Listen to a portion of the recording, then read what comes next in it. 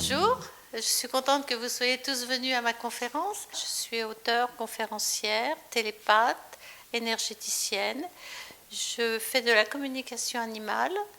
Je fais également de la communication avec les êtres décédés. Je nettoie également les maisons chargées où il y a encore quelques âmes qui sont un petit peu égarées. Ce sont des facultés intéressantes que je peux développer avec vous. J'ai écrit un livre où je vous explique un peu ce que je vis depuis toujours. Et sûrement que vous, les trois quarts, vivent la même chose, mais on n'ose pas trop en parler, un peu la peur du ridicule. Et puis il y a aussi la mémoire dans le temps, où, bon, quand les gens parlaient de leurs facultés et de ce qu'ils voyaient, automatiquement, comme ça ne plaisait pas à l'Église, ils ont fait des bûchers, ils ont brûlé énormément de gens qui parlaient simplement de leur sixième sens, qui est une faculté normale, parce qu'on dit que les animaux, ils ont six sens, mais que c'est une espèce inférieure, alors que si nous, on en a que cinq et qu'on est supérieur, il y a quelque chose qui ne va pas. Donc nous avons également le sixième sens. Il faut simplement l'éveiller parce que pour certains, le sixième sens est en état de léthargie parce que ça ne fait pas partie de notre éducation. Il faut sortir aussi du matérialisme, des religions. Vous pouvez être religieux, c'est pas ce que je veux dire, mais la religion prend l'emprise sur l'esprit humain et essaye de nous façonner justement sans nos facultés. La communication animale se fait d'esprit à esprit, c'est-à-dire c'est de la télépathie. C'est donc la télépathie, c'est le langage universel. Et c'est donc avec la force de votre esprit que vous pourrez communiquer avec les animaux et que vous pourrez également communiquer avec les êtres humains. Il faut simplement, comme je disais tout à l'heure, faire absolument abstraction du mental. Il faut vous calmer et en étant très très calme, vous pouvez avoir donc toutes les informations. Bon, c'est vrai que pour nous, les hommes modernes, enfin les hommes, les femmes modernes, ça ne nous parle pas trop parce que nous ne sommes pas nés avec cette culture. Les indigènes, par contre, eux, ils ont toutes leurs facultés et eux, ils se servent donc des six sens et ils ont beaucoup de choses à nous apprendre. Ils savent se soigner, ils connaissent énormément de choses. Nous, sortis des médecins, des pharmaciens, on ne connaît pas grand-chose. Et si par exemple la mer se retire, nous, l'homme moderne, on se lève, on regarde, on photographie, alors que l'animal, lui, il est parti depuis bien longtemps pour préserver sa vie contre le tsunami. Donc effectivement, nous ne connaissons pas grand-chose et c'est intéressant de chercher à comprendre et à éveiller le sixième sens. Il est évident que quand on voit un enfant tout petit, l'émerveillement qu'il peut avoir devant son petit compagnon invisible. Et puis les parents s'interrogent en pensant qu'il n'est pas normal. C'est pas la peine de l'emmener voir un prêtre ou l'emmener en psychiatrie parce que lui est tout à fait normal. Il a ses facultés éveillées, les six sens. Et c'est simplement après qu'on va lui inculquer notre système de vie avec aucune écoute du monde végétal, animal, du monde céleste. La communication animale, nous avons vu, donc c'est la télépathie. Alors la télépathie se fait par image et dialogue. C'est donc le sixième sens. Nous sommes aussi tous d'accord de dire que les animaux ont une âme. Avant, soi-disant, on n'en avait pas, mais bon, on a tous une âme. Alors j'ai quelques explications à vous dire. Par exemple, quand j'ai perdu mon premier husky, Belle, elle était rousse et au-dessus de son corps, je voyais donc un corps tout blanc sortir du chien et qui était tenu par les quatre pattes. Donc ce qui est intéressant, c'est de voir qu'il y avait quand même un corps tout blanc qui sortait d'un chien qui était roux. J'ai des dialogues que je vais vous lire après parce que ça je ne peux pas les avoir en mémoire, c'est assez difficile. Je vais vous parler d'un escargot aussi pour vous faire voir les dialogues.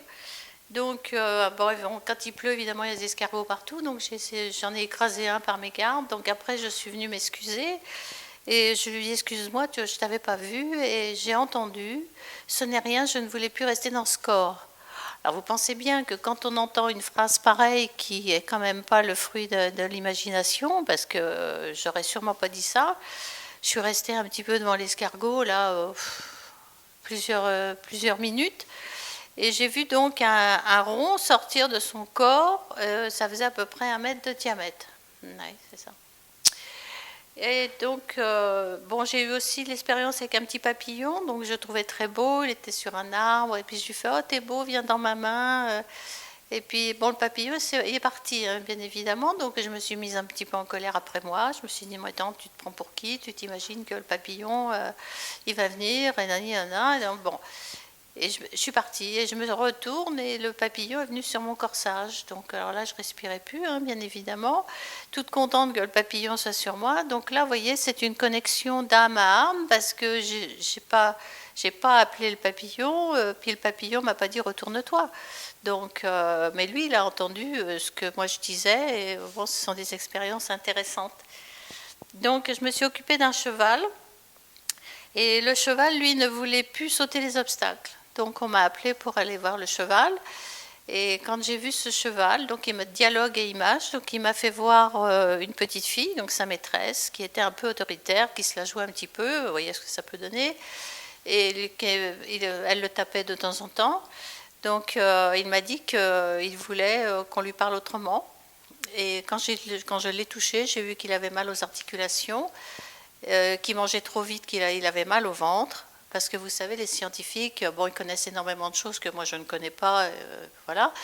Mais ils nous donnent une dose pour le chat, une portion pour le chien, une portion pour le cheval. Je suis désolée, quelquefois, les portions, ça suffit pas. Et puis, bon, là, le cheval, il avait faim. Il lui fallait sûrement un peu plus, ce qui aurait évité les maux de ventre, puisqu'il mangeait trop rapidement. C'est comme moi, la même nana que moi, ne va pas avoir le même appétit. Hein, donc, dans un laps de temps, il faut donner quelquefois un peu plus de nourriture aux animaux. Et donc, ce cheval, il voulait qu'on lui parle autrement. Donc, après, il est parti, il a été racheté par quelqu'un. Et donc, là, il a dû être dorloté parce que, de nouveau, il saute les obstacles. Donc, il m'a bien fait savoir qu'il n'aimait pas de la façon dont il était traité. Alors, il y a aussi mon autre husky qui est décédé il y a 2 ans et demi à peu près. Et donc, elle a fait une sortie hors du corps. C'est encore pas la même chose. Moi, j'étais dans une résidence et Véronique, ma fille, est dans une autre résidence. J'attendais pour qu'elle aille faire du surf.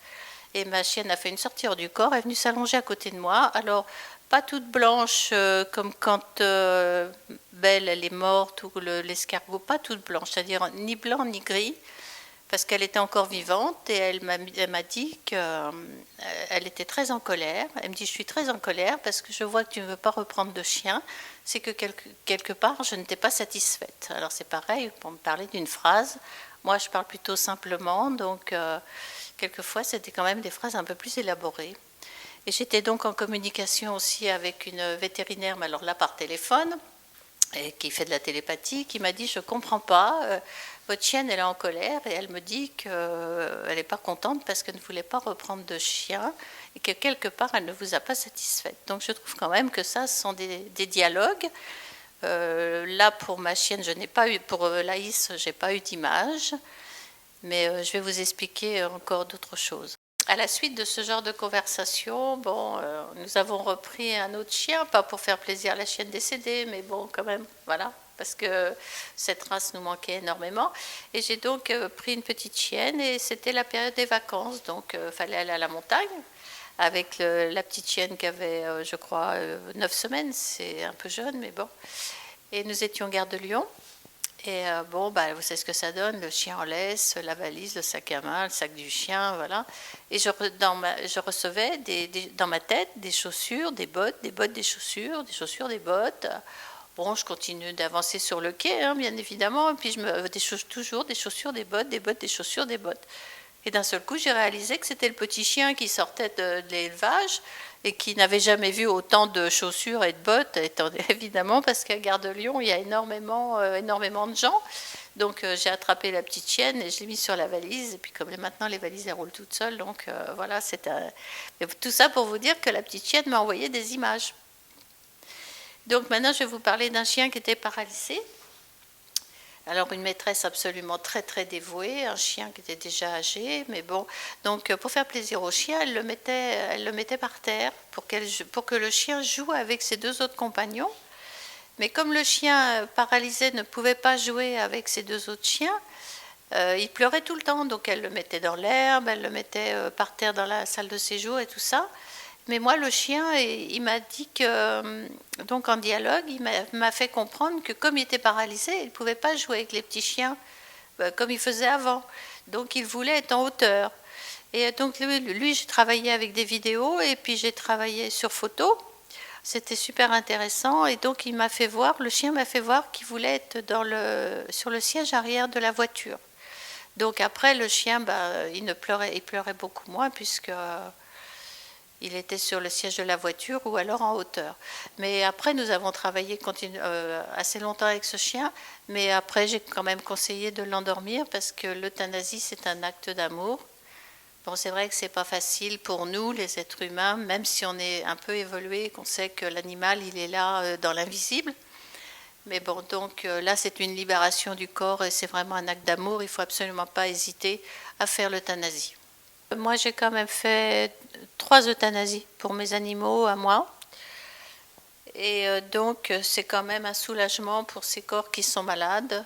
D'ailleurs, pour les êtres humains, il faudrait penser aussi de façon raisonnable à arrêter les douleurs des gens. Donc, nous l'avons fait incinérer. Après, dans le train, puisque j'allais à la montagne, je l'ai aperçu. Et donc, je vous parle de Belle, mon premier husky. Et elle était toute blanche, elle sautait, elle était rajeunie, elle avait plus d'âge, elle était magnifique. Et par contre, elle m'a parlé, là je suis obligée de le lire parce que je ne peux pas me rappeler de ça. Et elle me dit, il faut que tu saches combien est bonne la délivrance du corps physique et n'être plus que spirituel sans contrainte corporelle. Je suis heureuse où je suis. Bon, là elle me dit qu'elle voit ma tristesse, bien évidemment. Parce que nous, on a beau savoir des choses quand ils s'en vont, hein, c'est pas facile. Et donc, elle me dit qu'elle est bien qu'elle est heureuse d'être avec les siens. Elle me dit aussi, j'étais vieille, Nicole, je suis sans âge maintenant. Tout va aller pour toi, tu vas retrouver la paix, ce calme d'avant. Tu vas déménager. Et tu seras très heureuse. Alors là, là, ça m'a fait rire quand même parce que je lui ai répondu que je ne déménagerai pas du tout puisque j'étais dans un appartement, j'étais très bien. Et ça, c'était en 1998. Et j'ai déménagé en 2007. Donc, même si les animaux commencent à nous prédire l'avenir, c'est quand même intéressant. Bon, donc c'est vrai que d'autres, on va dire d'autres peuples, ils connaissent mieux cette libération du corps parce qu'il y a beaucoup de gens qui croient dans d'autres parties du monde à la réincarnation. Donc effectivement, c'est un petit peu plus facile que nous avec notre enseignement judéo-chrétien. Là, elle me dit, nous comprenons, mais ta tristesse vient du fait que tu te déconnectes de nous. C'est-à-dire, enfin d'ailleurs, là c'est même un peu les êtres spirituels qui parlent en même temps qu'elle, parce que si on n'est pas bien, c'est que vraiment, des fois, on est déconnecté. Et quand vous faites quelque chose, c'est intéressant de savoir ça, quand vous faites quelque chose, si vous vous sentez bien dans ce que vous accomplissez, c'est que vous êtes en accord avec votre âme. Et si vous ne vous sentez pas bien avec ce que vous faites, c'est que votre âme n'avait pas envie, voilà, vous ne faites pas ce que l'âme désire, c'est-à-dire vous n'avez pas fait votre tracé de vie. Donc là, ma chienne Belle, elle continue. Alors elle me dit, je suis libérée de ce corps lourd, pesant, avec tous ses besoins. Ici, je suis légère comme de la vapeur, comme un nuage. Je me dessine, je m'allonge, je m'étire, je me mets en boule. Je ne suis plus qu'une substance fluidique. C'est pour ça que je le lis, parce que ça, c'est vrai que c'est pas facile, et puis on ne peut pas l'inventer. Hein. Et elle me dit, c'est léger et souple comme le vent doux, comme du velouté, une patte d'ange d'amour divin. À demain. Donc c'est vrai que là, j'ai aussi une petite phrase où je l'ai vue toute blanche, bien sûr, qui sautait partout. Là, elle était derrière moi. Bon, enfin, c'est des choses super intéressantes qu'il faut dire aux gens parce que, donc, pour ne serait-ce que les réconforter leur cœur quand ils perdent quelqu'un, parce que c'est valable aussi pour les êtres humains décédés.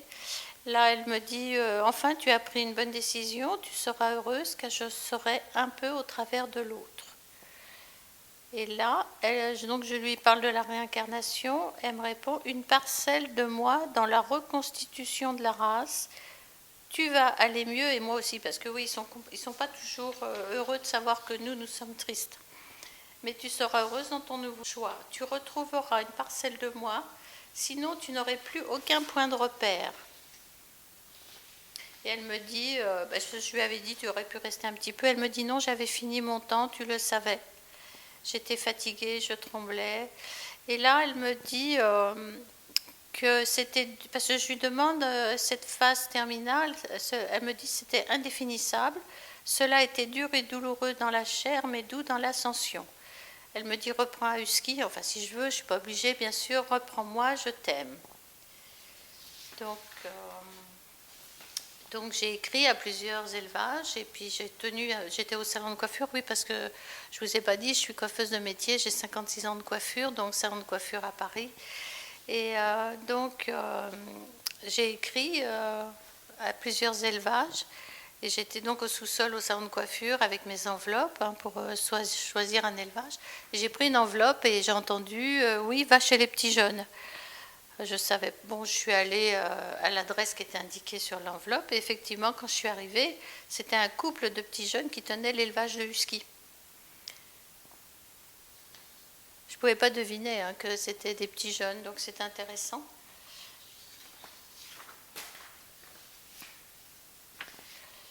Bon, souvent, j'ai vu ma chienne Laïs jouer dans le parc avec un fantôme parce qu'il n'y avait personne. Roméo, mon chat que j'ai adopté à 6 ans, là, il jouait avec un chat, il jouait avec quelque chose sur le lit alors qu'il n'y avait personne. Donc ce sont des compagnons imaginaires, enfin pour nous parce qu'on ne les voit pas tous. Et puis, alors Laïs, donc le deuxième husky a commencé à vieillir, bien évidemment. Et puis, je lui disais que je voulais qu'elle reste encore un petit peu parce que je ne pouvais pas reprendre un gros chien parce que 28 kilos avec 4 pattes qui bougent pour mettre dans la baignoire, c'est pas facile. Et donc là, je caressais un peu ma chienne, comme ça, puis j'entends. Il existe des huskies miniatures. Alors, comme nous, les êtres humains, on connaît tout, évidemment, j'ai pouffé de rire. J'ai dit, attendez, à l'époque, ça faisait 23 ans que j'avais des huskies, maintenant, ça doit faire une trentaine d'années, je crois bien. Et ils ont insisté, ils m'ont dit, t'auras qu'à vérifier. Et effectivement, quand j'ai voulu vérifier, donc entre deux clientes au salon, je suis descendue au sous-sol, j'ai pris l'ordinateur, puis évidemment je riais un petit peu, je fais husky sibérien miniature, ça n'existe pas, puis je regarde le clavier, et puis ça défile, et puis d'un seul coup je vois husky sibérien, moins de 3 kilos. Donc c'est une info extraordinaire, parce que moi qui connais les huskies donc depuis 30 ans, je ne savais pas que ça existait, moins de 3 kilos, donc en Angleterre et en Amérique. Donc tout ça pour vous dire que si vous éveillez vos facultés qui sont normales, qui ne sont pas paranormales, mais qui sont normales, vous pouvez justement atteindre des niveaux et avoir des communications. Vous pouvez communiquer aussi avec vos cellules quand vous n'êtes pas bien et puis les remercier parce que c'est très important de remercier ces cellules parce qu'elles ont un travail extraordinaire, mais vous ne vous rendez peut-être pas compte, toutes ces cellules qui se renouvellent. Moi je les ai remerciées un jour et puis... Ça m'a fait rire parce que je trouvais que c'était un petit peu particulier. Je les ai vus s'incliner à l'intérieur de mon corps et m'ont dit « Nous sommes à ton service ». Donc c'est vrai que c'est quand même un petit peu particulier, mais c'est super intéressant. Regardez à l'intérieur de votre corps plutôt que de toujours regarder à l'extérieur et vous serez surpris.